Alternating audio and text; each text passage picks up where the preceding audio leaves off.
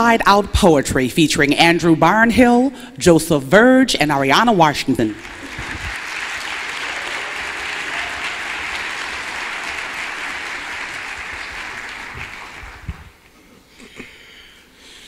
In the 1960s, Dr. King dreamed for everybody whose skin has been kissed by the sun.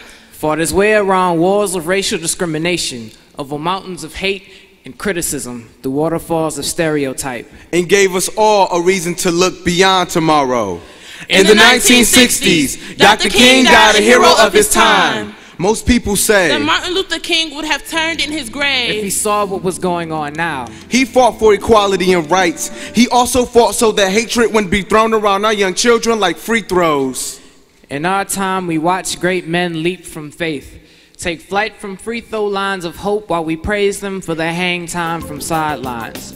But when will we take a hop, skip, and jump of our own? You have to understand that one of the many forces that limited Dr. King, like most people, was time. So it's unfortunate that he didn't have a Facebook account to write on Phoebe's wall to let her know that everything was gonna be all right. Who flies anymore? In March 2010, 15-year-old Phoebe Prince hung herself. Or should I say she was murdered, because a group of girls reported her life as spam, used their keyboards as bullets. Facebook was the gun in public humiliation, pulled the trigger. Who tries to chase the skyline anymore? All of our hands drip her blood. One click could have kept her alive, yet our inaction pulled the stand from under her feet as she hung herself. We don't spring because we fear the fall. In March 2010, I was logged in on Facebook. However, I was too busy posting pictures and making statuses to let her know that today is not forever. I was even too busy just to like her picture and let her know she's beautiful. No one was there to tell her that deactivating her life wasn't the answer. You can't bring everything back with Control Z. We still have problems on our status that Dr. King can't comment on.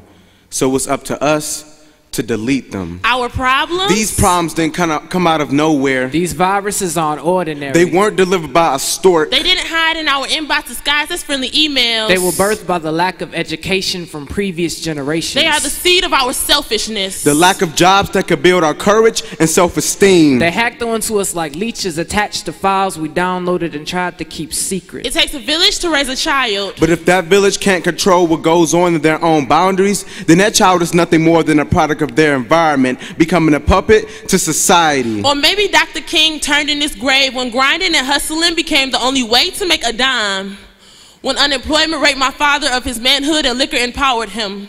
Or when my sister decided weed was her only way out, maybe she could get high enough to float away from poverty and see the mountaintop like Martin. Martin always said that education is the key to success. But back then, keys weren't standard, and education wasn't standardized. Schools still segregated by race and wealth.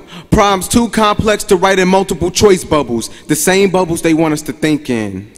King died in the springtime of our struggle for equality, when colored people were only beginning to demand that their seed blossom just as beautifully as their white camellia counterparts, struggling against the Ku Klux Klan, who smothered activists with white supremacist pollen, lynching their sinuses, waiting for them to sneeze. Because when you sneeze, your heart stops.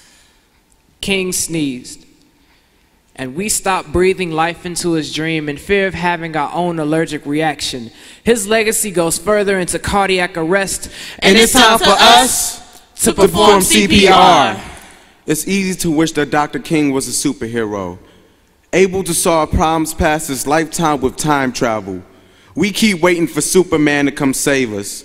But it's up to us to take self-defense classes to empower ourselves. We can revive the movement, brush lips with the world and exhale. Blow empowerment and success into the lungs of society, pressing guidance into the heart of the world. We can resuscitate the will to educate. Rehabilitate our generation. So that one day hope may regain its pulse, and we can begin to live what he dreamed.